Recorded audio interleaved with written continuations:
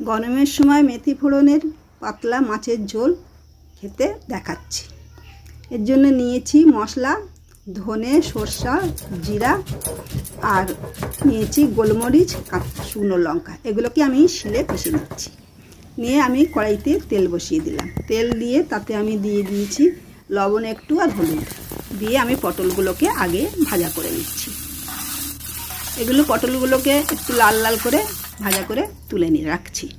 তুলে নিয়ে রেখে তারপর তাতেই আর একটু তেল দিয়ে দিলাম। তেল দিয়ে আমি একটা শুকনো লঙ্কা আর হাফ চামচ মতো মেথি ফোড়ন দিয়ে দিলাম। ফোড়নটা একটু সুন্দর গন্ধ বেরোনোর পরে আমি দিয়ে দিলাম আলুগুলো। আলু, মাছ, পটল আর বেগুন দিয়ে করছি। আলুগুলোকে আগে একটু লাল লাল করে ভাজা করে নিলাম। নেওয়ার পরে আমি মশলাটা বেটে নিয়েছি, সেই মশলাটা দিয়ে দিচ্ছি। দিয়ে এটা কেটে কষাতে হবে। ওতে আমি দিয়েছি শুকনো লঙ্কা, সরষা, ধনে, জিরে আর গোলমরিচ। এটা পেস্ট করে নেওয়া ছিল। সেটা কষাতে আমি তারপরে দিয়ে দিলাম একটু হলুদ আর একটু লবণ দিয়ে ওটাকে কষিয়ে আমি মশলা বাটিটা ধুয়ে একটু জল দিয়ে দিয়েছিলাম। সেই জলটাকে সুন্দর করে কষিয়ে জলটাকে শুকনো হয়ে বেশ সুন্দর তেল ছাড়া মতো হওয়ার পরে আমি দিয়ে দিলাম বেগুনটাকে দিয়ে কিছুক্ষণ নাড়াচাড়া করে মশলার সাথে কষানো হয়ে গেল। তারপরে দিয়ে দিলাম টমেটোটাকেও একটু কষাতে হবে।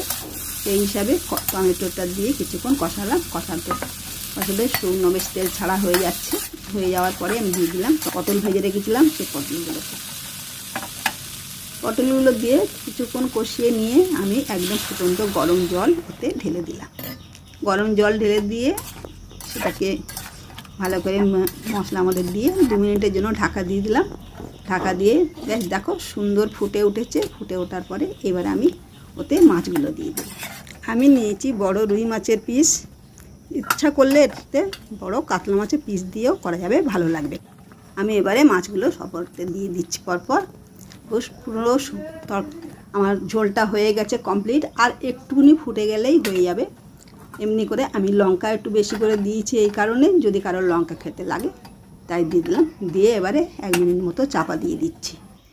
এমনি করে তোমরা বানাও, সবাইকে শেয়ার করো, কমেন্ট করো। যদি ভালো লাগে অনেক শেয়ার করো। সাবস্ক্রাইব করা না থাকলে আমার সাবস্ক্রাইব করে পাশে থেকো। নুনটা অবশ্যই টেস্ট করে দেখে নেবে। সম্পূর্ণ ভিডিওটা দেখার জন্য ধন্যবাদ। পাশে থাকলে ভালো লাগবে।